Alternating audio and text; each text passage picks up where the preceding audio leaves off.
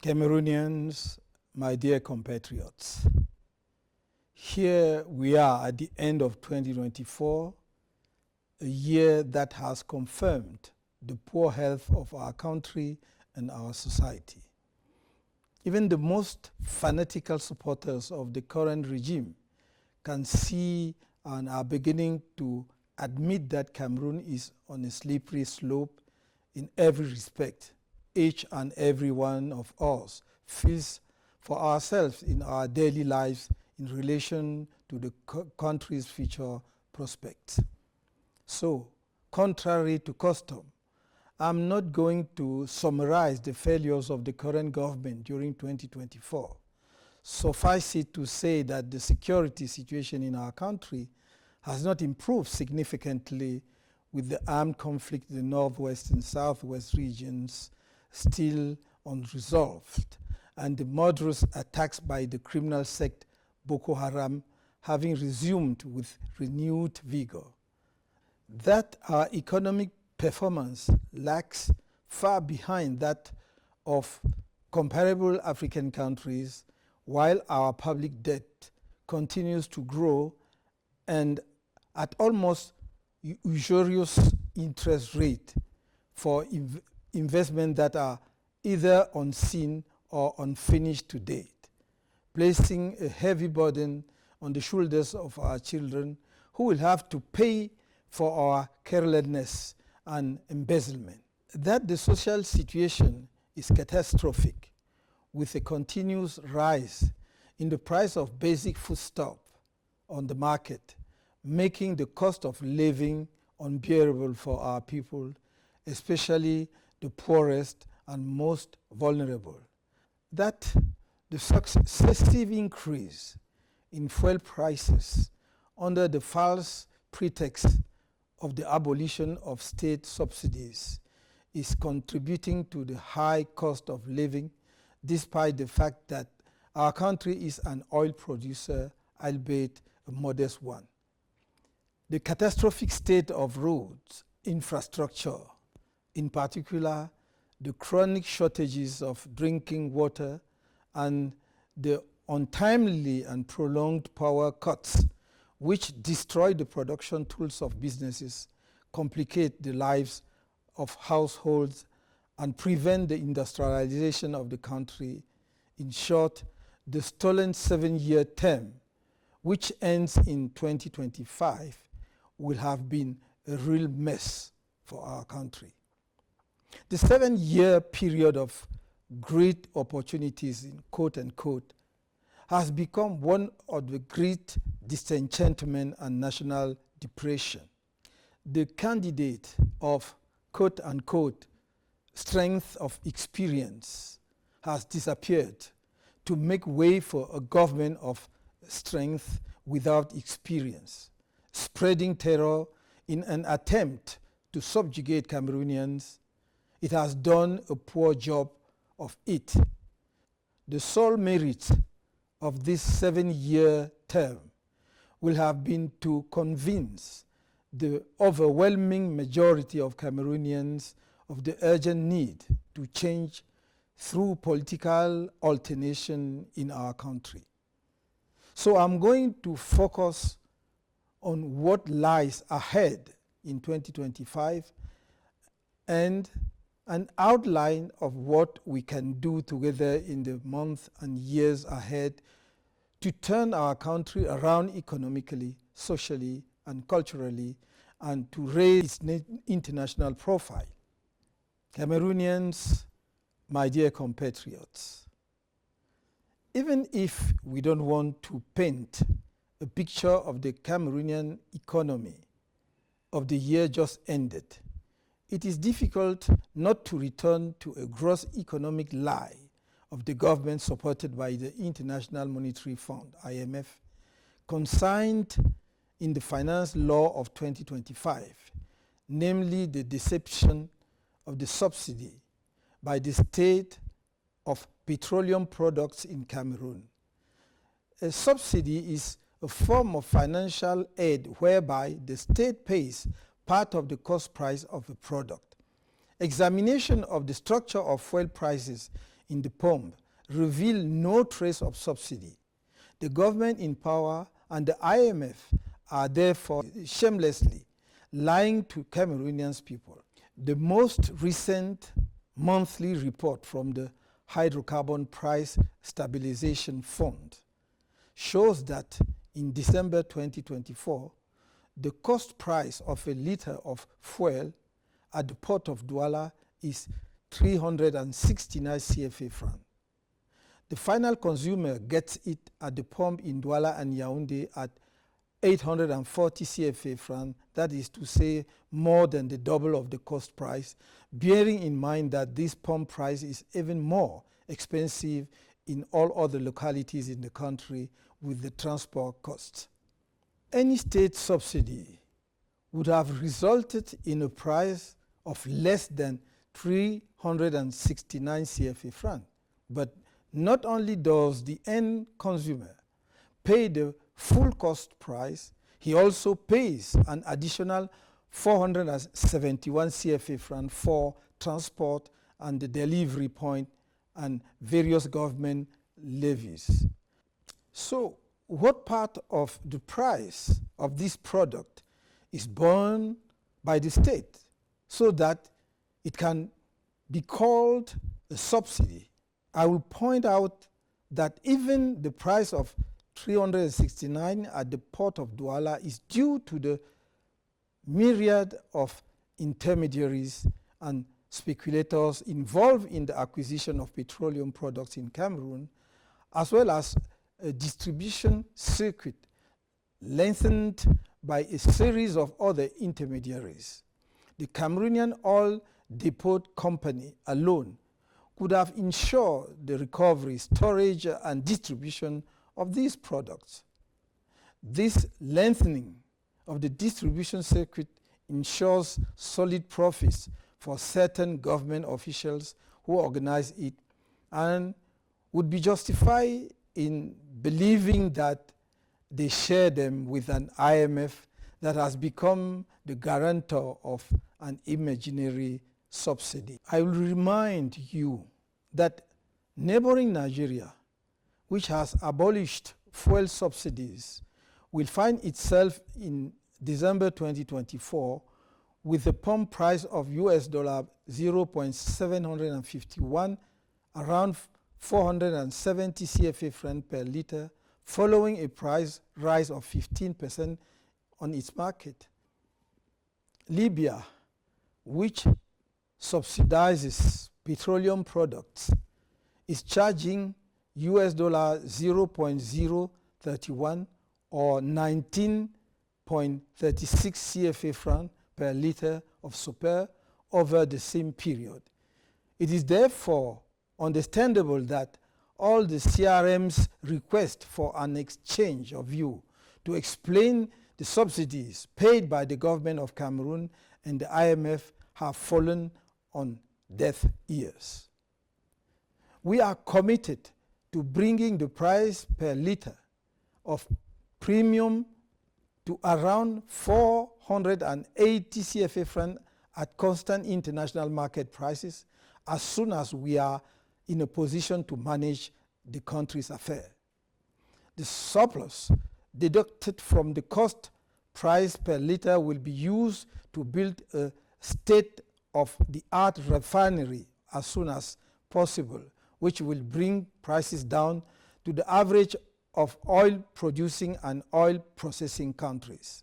The mismanagement of the country's public finances and resources has led to a flight into debt that some so-called analysts describe as moderate or even low, when in fact it is essentially toxic debt, because our country has reached the point where it has to resort to new borrowing to pay off all debts. This is very striking when you look at the franc zone as a whole.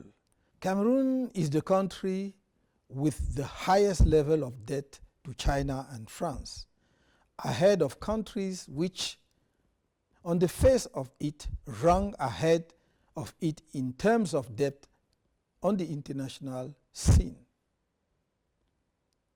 We can only slow the pace of our indebtedness by resolutely getting down to work and by imposing on public structures a level of spending commensurate with the country's means. This is why we are committing ourselves in particular to drastically reduce the cost of government, to substantially increase production in all sectors of national economic activity and accelerate the country's industrialization in order to become a strong export economy and redress the balance of trade. To establish good governance by being tough on corruption and misappropriation of public funds. A significant improvement in purchasing power to boost consumption and stimulate local production as source of economic growth. To effectively mobilize revenue from the exploitation of the country's many natural resources for the benefit of national development. The recent report by the Chamber Accounts of the Supreme Court on the implementation of the 2023 Finance Act leaves us stunned by the level of plundering of the public purpose by state employees and their accomplices. When we discover, for example, in 1 year the state deducted the ridiculous sum of 8,000 CFA francs from woods packaging and 18,430 CFA francs from gambling. This is only an indication of some urgent economic action that we are committed to implementing in order to initiate the in-depth reform and modernization of Cameroon. Our government program for the 2025 presidential election will be made public in due course. In a completely different area, I would like us to work together with our sporting glories to ensure our country's international reputation in high-level sports, particularly those in which Cameroon has significant assets. I will limit myself here to our king sport, football. Our major medium-term objective is to co-host the 2038 FIFA World Cup with 3 sister countries, Côte d'Ivoire, Nigeria, and Ghana. Cameroon's exceptional contribution to both African and world football gives us ground for such an ambition. We are convinced that by joining forces in such an initiative, Cameroon, Côte d'Ivoire, Ghana, and Nigeria, 4 great African and world football nations with world-class infrastructures, would have a good chance of convincing the relevant FIFA bodies of their ability to successfully organize such a global event together, entirely in African soil after South Africa. It would certainly be a source of great pride for our countries and our continent. With your support, we will be putting all our efforts and diplomatic resources into convincing everyone the relevance of such a project. First of all, the Côte d'Ivoire, which has already expressed an interest in organizing this great celebration of world football. Then Nigeria and Ghana, and then FIFA. Cameroonians, my dear compatriots, the year 2025 it should be remembered, a decisive election year for our country. I will be a candidate in the forthcoming presidential election. This is certainly bad news for those who dreamed that they could hold on to power or gain access to it without facing up the people of change and alternation. In other words, the forces in favor of democracy in our country. Those must change their minds, because by the grace of the Most High, I will undoubtedly be a candidate, the candidate put forward by the CRM and the other members of the Political Alliance for Change, the candidate of the people for the break with neo-colonial dictatorship. My candidacy meets all the conditions laid down by the Constitution of our country and the Electoral Code, and everyone should take note of that, because that is the law.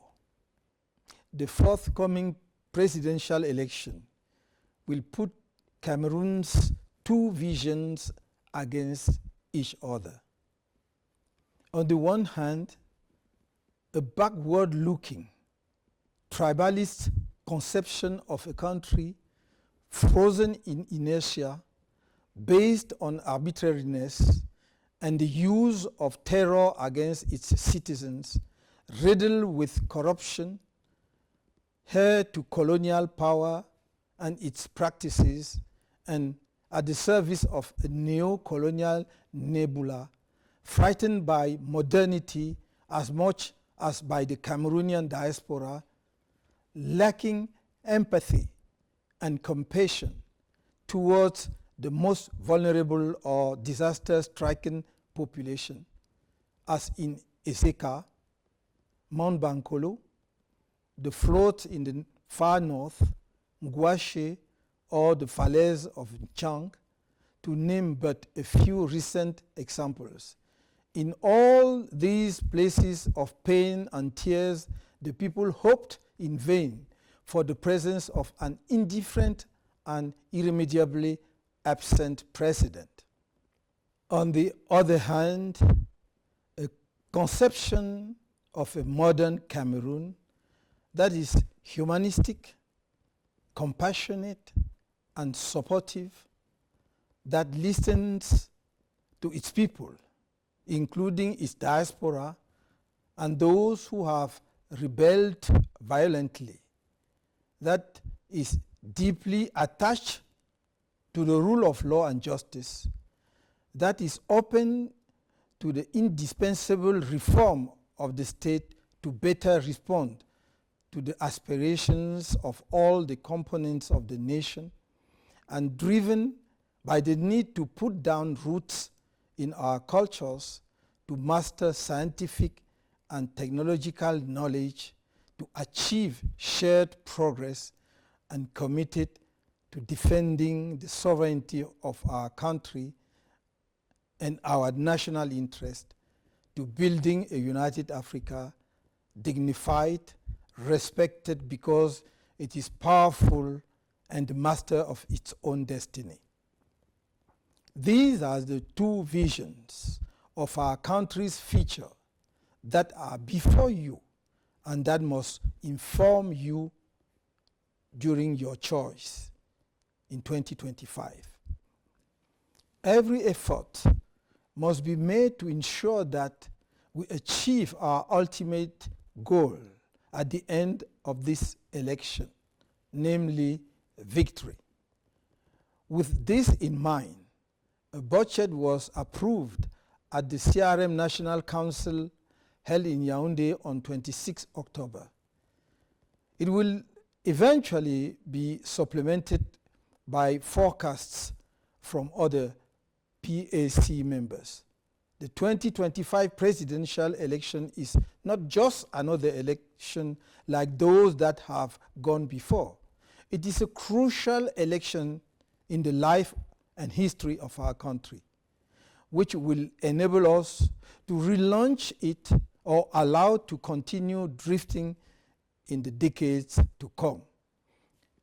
That is why I'm calling on all of us to rise up against the candidate in power, whoever he or she may be, because the CPDM candidate will benefit, as usual, from unlimited funding from the state, major companies, the country's richest businessmen and women, and even the discreet support of certain foreign countries.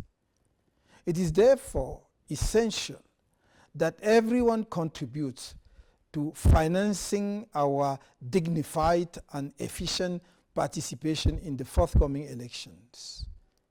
We will be launching the campaign to collect contributions in January. In anticipation of this vital operation and in the interest of transparency, we have written to the Minister of Finance and the Minister of Territorial Administration, as well as to the General Delegate for Nation Security since 5 November 2024, not only to inform them, but also to expressly ask them to support us in this operation in order to avoid any unnecessary or malicious speculation about the results of the collection and its use. A good election is first and foremost a credible election, which is only possible if the bodies in charge of organizing or arbitrating it are themselves credible. ELECAM has an essential role to play in guaranteeing transparent, fair, free and peaceful elections in our country. The experience gained from our participation in the 2013 legislative and municipal elections, and even more so of the presidential election of 7 October 2018, shows a rather partisan referee of the electoral game. A recent illustration is ELECAM's attitude during 2024, while Cameroonians mobilized like never before to register to vote, and one would have expected ELECAM to accompany them enthusiastically. We all witnessed the obstructionist maneuvers engaged in by ELECAM's general management in particular. This flow, which gives the population the feeling that everything is foregone conclusion, must be corrected before the next presidential election. This is an opportunity to recall once again that Article 80 of the Electoral Code stipulates that, unquote, at the end of the revision operations and in the light of the documents and data communicated by the regional branches of Elections Cameroon, the Chief Electoral Officer shall draw up and make public the National Electoral Roll by 30 December at the latest, unquote. Today is the 21st December 2024. In a few hours, it will be 2025, and the National Electoral List has still not been made public. The CRM will not allow such a travesty to go unchecked by the law, and will not make any concessions on any violation of the Electoral Code. It is in this spirit that we have taken the matter to the courts to establish and punish violations of the law on the organization and functioning of the Constitutional Council by some of its members, including its president. With regard to the behavior of Elections Cameroon and certain technical players in the electoral process, I note that ELECAM still has difficulty understanding its role as a neutral body, the guarantor of free, transparent, and peaceful elections in Cameroon. ELECAM must remember the electoral history of our country and, above all, why and how it was created. If the members of this body think of the degree of their appointment and forget their independence, their responsibility, and their imperative duty to the nation, they will run our country into serious peril caused by unnecessary electoral crisis. As far as ELECAM's technical partners are concerned, Germany, which has suffered severely in its history from the totalitarian excesses of a political regime and which admirably overcame this ordeal, is well placed to understand the frustration of the Cameroonian people in the face of this unacceptable behavior of certain German companies accompanying the Cameroonian electoral body. These companies undertook to set up electoral biometrics in Cameroon more than 10 years ago, and since then have become technical agents of electoral fraud, enabling a candidate who has been defeated in successive elections to perpetuate himself in power in our country. This unacceptable situation cannot continue without any legal consequences. This is an opportunity for me to call on all of Cameroonians' partners, and in particular those who provide financial assistance to ELECAM. Is it consistent to found a program with the stated aim of promoting democracy, while at the same time remaining silent about ELECAM's proven and recurrent anti-democratic practices? My dear compatriots, I know that better than any other Cameroonian, you, the leaders and members of the defense and security forces, and you, the administrative authorities at all levels, know that our country is entering an extremely sensitive and volatile zone. The only way to avoid an inflammation of our country, feared by so many observers, is to let Cameroonians express themselves freely at the ballot box and to scrupulously respect their choice. You must ensure, each of your bodies for its part, that the presidential election takes place in total transparency and peace. It will be your honor, to that of ELECAM and the Constitutional Council, and consequently to that of our country, that for the first time in our history, the next president of the Republic is the true winner at the ballot box and receives the congratulations of his opponents. With this in mind, your cardinal mission in this very special election year must be to protect the law and not a man or woman, a clan or a political party. Your responsibility is particularly great. It will be even greater once the election's results are published.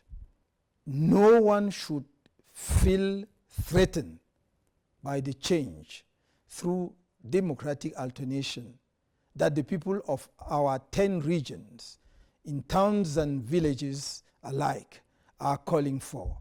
No one should be afraid of it, because it will be an exceptional opportunity to reconcile and bring people together, to heal wounded plural memories, and to put our country back on track.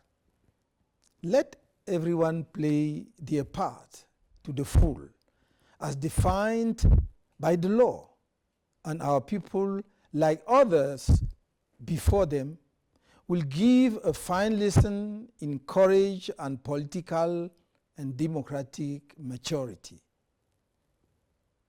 Cameroonians, my dear compatriots, the presidential election is the meeting of a candidate, a woman, or a man with the people.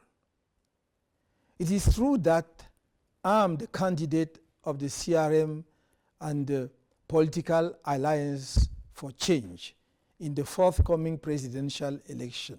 But it is you, Cameroonians, voters, from all regions of the country, who will decide who will be your next president of the Republic. Since I entered politics with the launch of the CRM in 2012, you have witnessed the many campaigns to demonize me, orchestrated both here in Cameroon and in the international media by the powers that be.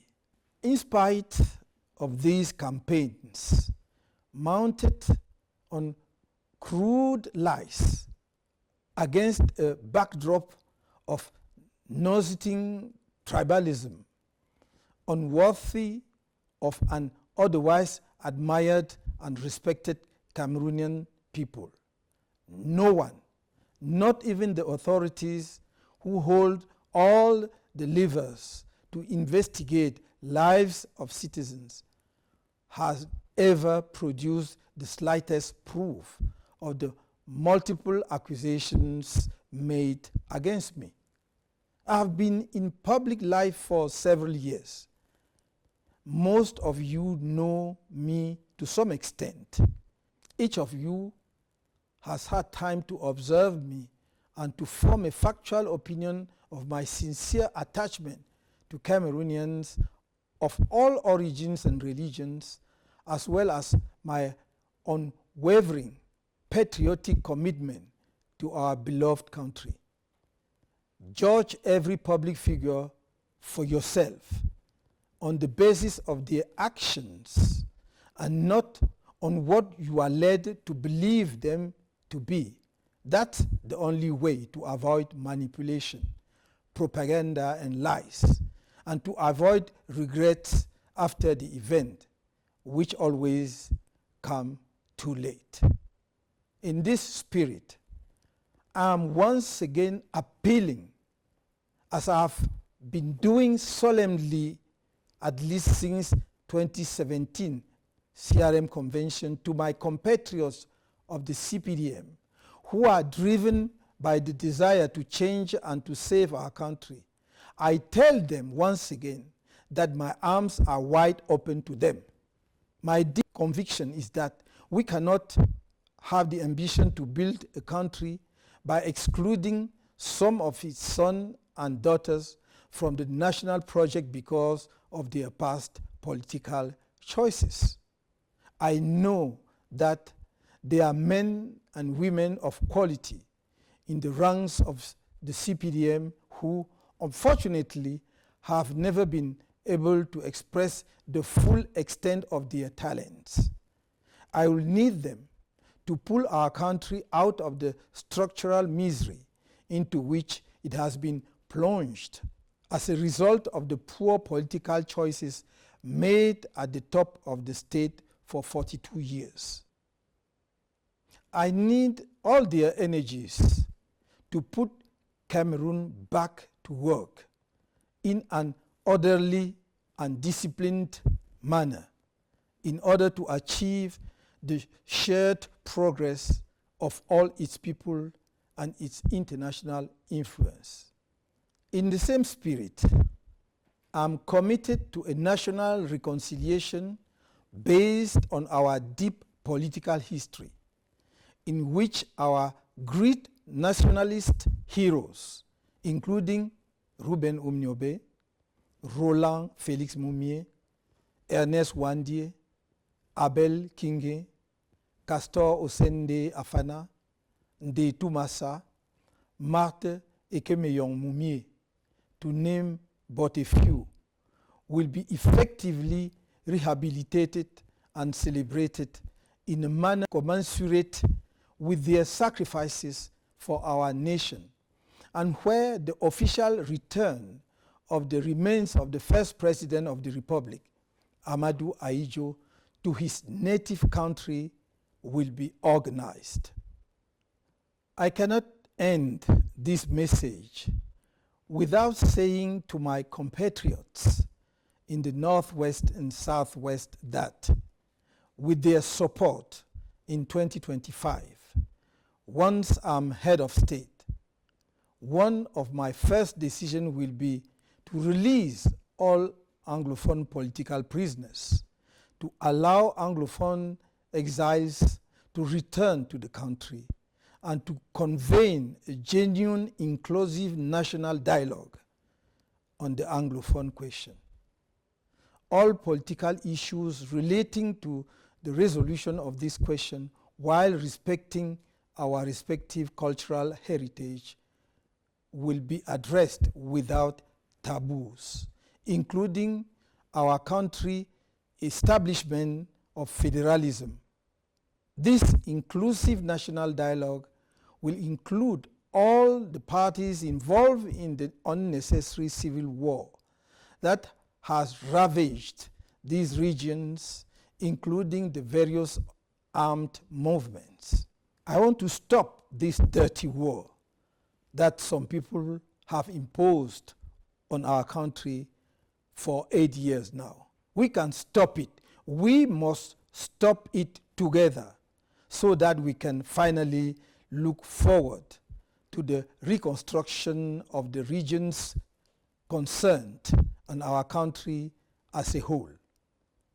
Similarly, I can assure my compatriots in the far north, North and Adamawa regions, who have given so much to the current government, but who have been abandoned without a care in the world to the shocking misery and at the mercy of insecurity, of our commitment to take all necessary measures for the economic and social recovery of the three regions concerned, and to provide the Cameroonian army with all the resources it needs to secure our eastern borders in order to curb the terrorist attacks by the Boko Haram sect that have been disrupting their daily lives for more than 10 years.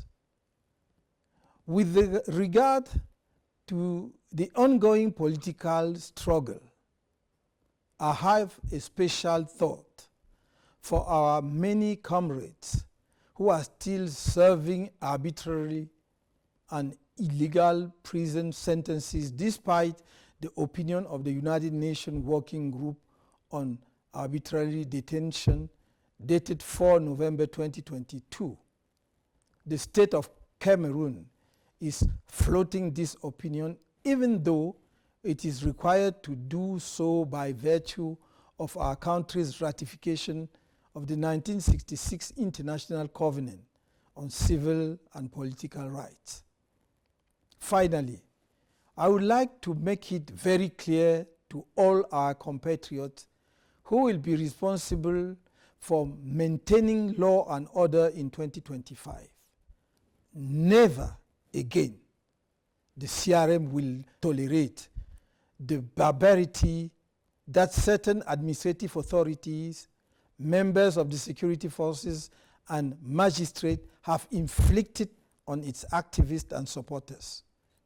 Anyone who tortures one of our activists or supporters will be held personally responsible. They will be prosecuted for the rest of their lives. I would like to remind everyone that torture is an imprescriptible crime, and that as a crime against humanity, it can be prosecuted in foreign courts. I also reiterate that we will dance to whatever rhythm the regime chooses, and that if the Cameroonian people were to be placed in a situation of self-defense, they will exercise that self-defense. My dear compatriots, the support I'm asking you will involve mass registration on ELECAM's electoral rolls from 2 January 2025. For those who are not yet registered, the registration campaign that opens on 2 January will be the last before the presidential election that we are all waiting for. Ladies and gentlemen, political and civil society players, students, academics, intellectuals, women and men of the arts, religious leaders of all stripes, traditional authorities, we have a date with history in a few months' time, at a time when our homeland Cameroon is at a crossroads. We have no right to miss this rendezvous. Our disagreements and other petty squabbles must be silenced in the face of the political stakes involved in the forthcoming presidential election. That's why I'm calling for a major national rally in 2025 through the ballot box and in peace. Don't be afraid. I repeat, do not be afraid. The agitation, the posturing, the incessant provocations and threats that you are hearing are the last grasps of a few extremists of a regime that has done too much harm to our country and which knows itself that it is at the end of its tether. Don't be distracted or impressed. These extremists of the regime can deploy the spectre of terror and chaos, but they will not triumph over the people of Cameroon on their feet. The future is opening up to us.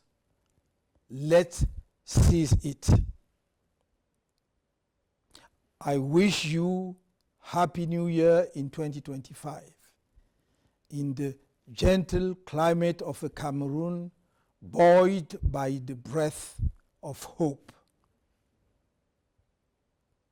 I wouldn't betray you.